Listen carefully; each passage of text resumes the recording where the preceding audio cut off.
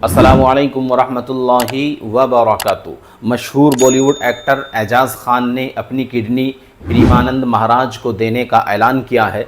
एजाज़ खान ने कहा कि अगर मेरी किडनी मैच कर गई तो मैं किडनी देने महाराज के पास ज़रूर हाजिर होऊंगा।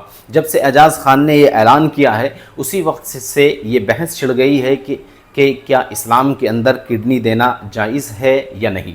कल मैंने एक वीडियो डाला था, उस पर आप लोगों के कमेंट्स थे कि किडनी देना क्यों नाजायज़ है। उस वीडियो के अंदर मैंने बताया कि किडनी देना नाजायज़ है।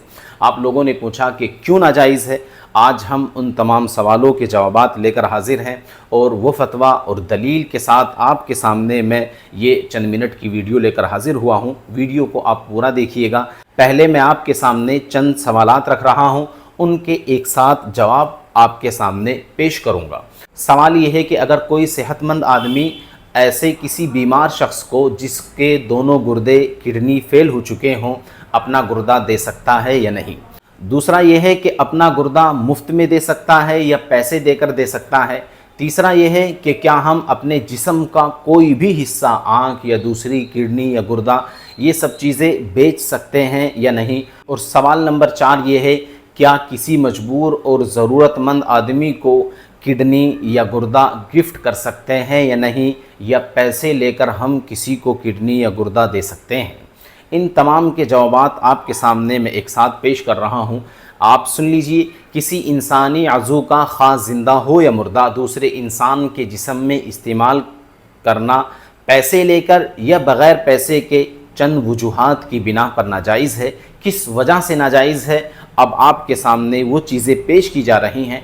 नंबर 1, किसी इंसान के जिस्म से बॉडी पार्ट को निकालने के लिए, ऑर्गेन को निकालने के लिए इंसानी जिस्म की चीर फाड़ की जाती है और इसको मुसला बोलते हैं और शरीयत के अंदर मुसलाह करना नाजायज़ है।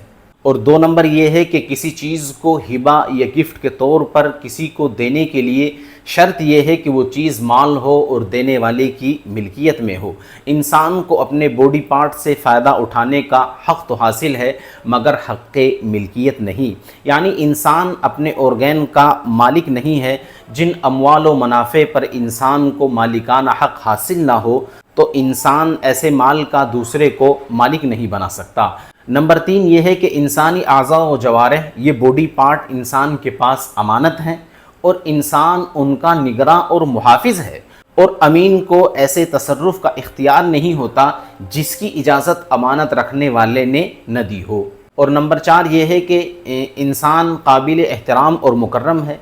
उसके आज़ा में से किसी आज़ू को उसके बदन से अलग करके दूसरे इंसान को देने में इंसानी तकरीम की खिलाफ वर्जी लाजिम आती है।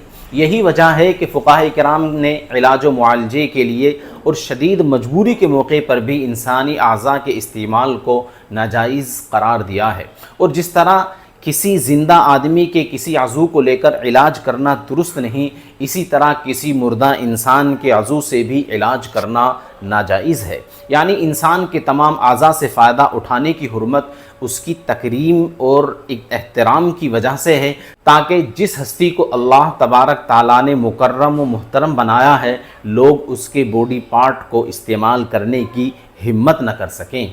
और अगर इंसानी आज़ा की पेवंदकारी को जायज़ करार दिया जाए तो ये पूरी इंसानियत के लिए एक बड़ा ख़तरा और तबाही का ज़रिया बनेगा, क्योंकि मौजूदा ज़माने के हालात व माहौल और मुआशरे में फैली हुई बददियानती को देखते हुए कोई बाइद नहीं है कि लोग इसे बाकायदा एक कारोबार की शक्ल दे दें और इंसानी पार्ट की ख़रीदो फ़रोख्त को ही अपना कारोबार बना लें। फिर इसका नतीजा ये होगा कि बाज़ार में दूसरी चीज़ों की तरह बॉडी पार्ट भी एलानिया या खुफिया तौर पर बेचे और ख़रीदे जाने लगेंगे।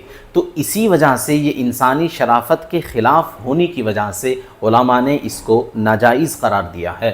और ये भी होगा कि गरीब लोग अपने बच्चों का पेट पालने के लिए, अपनी ज़रूरियात पूरी करने के लिए अपनी बॉडी के पार्ट बेचने शुरू कर देंगे। मुर्दों की बेहुरमती और उनके साथ ज़ालिमाना रवैया शुरू कर दिया जाएगा।